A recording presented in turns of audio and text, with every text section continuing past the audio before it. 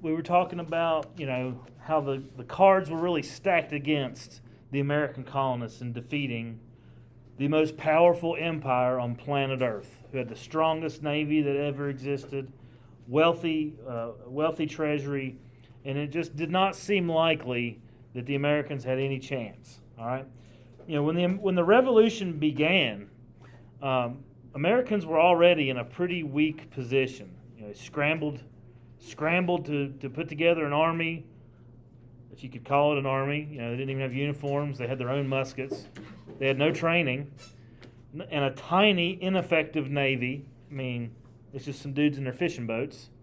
Okay, so strengths are kind of hard to find, and weaknesses are very obvious. All right, so let's look at some American weaknesses first. We're going to do American strengths and weaknesses, and then British strengths and weaknesses. All right, so you can organize your notes however you like. Now, these are in no particular order. Not one is greater than the other, but they are all weaknesses. Okay, a major weakness for the Continental Army, that's the army that belongs to us, the American Army, was manpower. They were always short of qualified and capable men. It was not uncommon for George Washington to have no more than 20,000 troops, at a time, whereas the British could have 50,000. We're wildly outnumbered. Not only are these troops, fewer, it's just like farmers. They're not trained soldiers. They're blacksmiths and, farmers and shoemakers. They're not trained soldiers. That is a big-time weakness, major weakness, okay? Now, it seemed that each time we went into battle, the soldiers did obviously going to get some experience and progress as a military unit, but a lot of them would simply see the horrors of war, pick up their muskets and go home, because war is horrifying, especially like you stand in a line and the other people that you're fighting against stand in a line and you take turns shooting at each other. All the while there's cannonballs rolling by you, people getting their legs ripped off, heads missing. And then if you get hit by a musket, it's not like a bullet today that goes in and out. It hits and shatters apart and stays inside you because they're not powerful and they're round. So you have horrific injuries, like horrible injuries. Okay, and then if you were injured, imagine the medical care. You get hit in the limb, you're lucky because they could just cut it off. You get hit in the chest, not so much. Okay, they either have to dig it out or that's it. Okay, it was not uncommon for American Revolutionary War soldiers to live 6 or 7 wounds in their chest for the rest of their lives until they succumb to old age or lead poisoning. All right, so it was not pleasant. Okay, not pleasant. So you can imagine why a lot of them go home. Plus, they got farms and families; they got to tend to them. So there was a lot of interruptions that made it difficult to develop any kind of consistency. You always got people coming and going, like, oh, hey, General Washington, it's harvest time. I got to go home and harvest crops. I'll be back next spring, ready for the fighting. Well, we got a fight coming up tomorrow, man. Can you stick around? Like, no, I got to get the crops in. So very inconsistent. They weren't professional soldiers. They're just people. Okay, with families. All right. I already mentioned that since they are just people, they are poorly trained. Very few Americans were trained well enough to survive in battle. Now, many could shoot well enough. Guns and weapons were not something the Americans were against. Many Americans owned their own firearms. And many could shoot well enough behind protection, like a tree or a wall or some brush. Anybody can, squat behind a wall and kind of take a cheap shot at somebody. But is that how the fighting was done?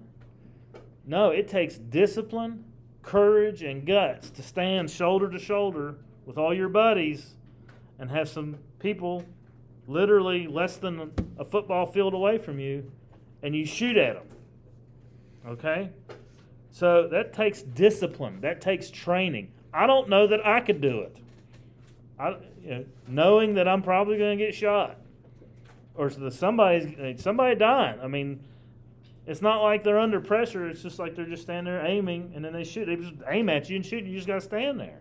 So that's how the fighting was done. So shooting wasn't the problem. Americans could shoot. It's getting them to get shot at that was the problem. Whereas the British troops, they were trained relentlessly to be able to handle the mental stresses of that. So, whenever American troops went up against the well-trained, well-prepared British troops, it was not uncommon for the colonists to turn and run. You don't hear about that much in the history books about how it was not uncommon for the colonists to kind of chicken out. Okay, and I don't blame them because I'd be right behind them. They could be catching me. All right, but that is something that is a weakness. It's a weakness. Okay, another weakness. Aside from a shortage of men, the Continental Army also experienced a shortage of supplies. Guns were scarce. Gunpowder was even more scarce. In fact, in one of the Continental Congresses, Benjamin Franklin suggested that it would be wise to arm the soldiers with bow and arrow. You imagine that? Bow and arrow. American Revolution. This is after the Industrial Revolution going on. We're going to use bow and arrow. That's how short supplied we were of guns and ammunition. So sometimes soldiers went into battle with hatchets, knives, and then, not to mention unable to fight like that, there was also shortages of food, clothing, medical care. Yeah, even the best medical care available, I don't know that I would want, So these are some serious barriers, okay? No guns, no ammunition, shortage of food, shortage of clothes. In the winter months, it was easy to follow to know where the colonial army was. You know how you could find them? Bloody footprints in the snow because they didn't have shoes. And their feet would literally crack and bleed, and they'd walk in the snow and barefoot in the wintertime. That's how short supplied they were. Okay. Now, does that mean every soldier didn't have shoes? No, some soldiers did, but they get worn out. They're not like shoes today. It didn't last, and there was no cobbler around to be fixing shoes all the time. And even if there was, they didn't have the materials to fix them because they were so short supplied. So that's pretty horrific to, bloody footprints in the snow.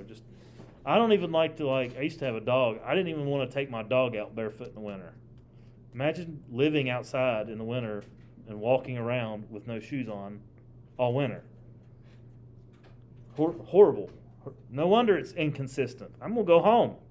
No, I'm going home. Okay? So, all the while, you got George Washington trying to keep it all together, and we have shortages. We need things.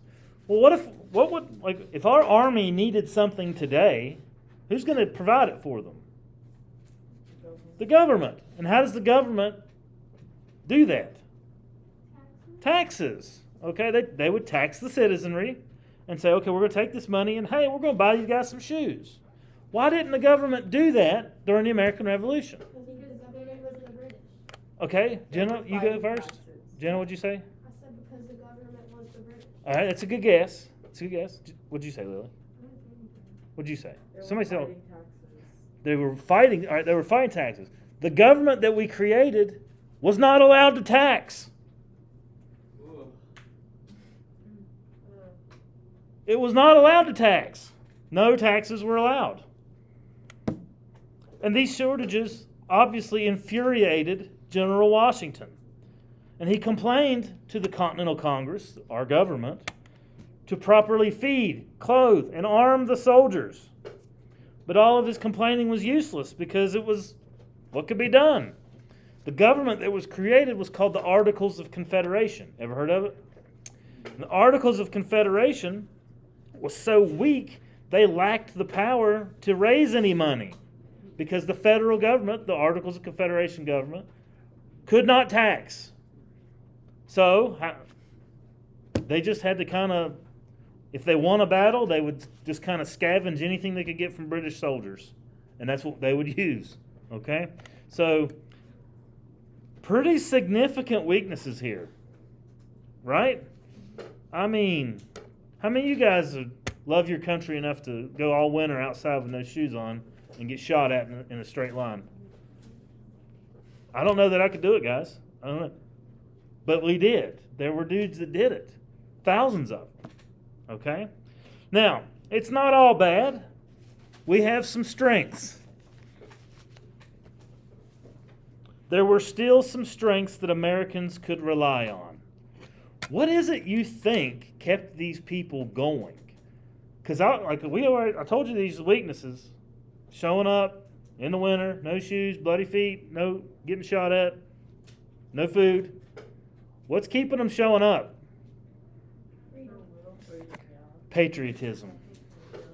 Patriotism. Colonists willingly gave their lives to defend their liberty, their homes, their children, their families, their friends. And they were fighting for a cause they believed in. Patriotism. For a country.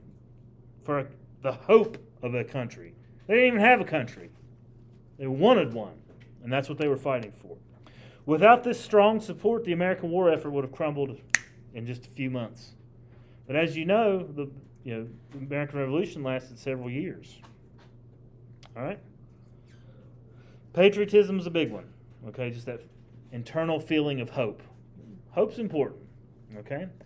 Now, obviously our weakness is almost basically impossible to overcome. Somebody has to help us. And that's a strength. We get help. Foreign aid. The country that helped us to the greatest was France. Great Britain's biggest enemy. France. And to a lesser extent, Spain. Spain helped us a little. Mostly France. Why would the French help us? Because they didn't like the British. That's right. They hated the English. They hated them. For every 10 shots taken by the colonists in the American Revolution, 9 of the bullets and the gunpowder was provided by the French. 90%. Think we would have won without the French? Thank you, France. Okay? It is kind of historically why Americans are more willing to help with foreign aid.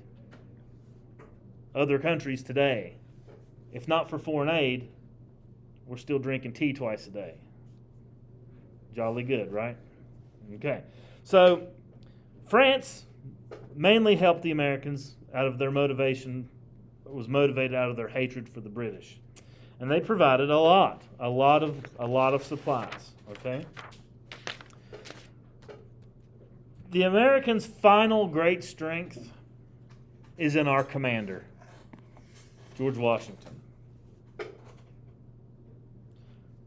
George Washington was a very experienced and talented leader. Remember, he was active all during the French and Indian War. It was really him that started it.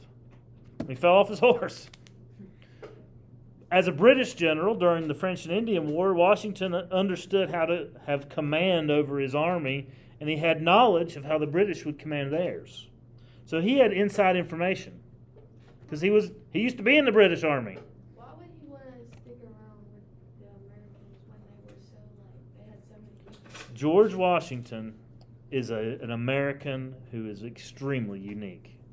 But he was with the British at one point. He definitely was part of the British. So why would he jump over to a war? He believed he was a patriot. He believed in the cause of freedom. Yes. All right. Now Washington, Washington's not going to be doing out with much. He's an extremely wealthy man.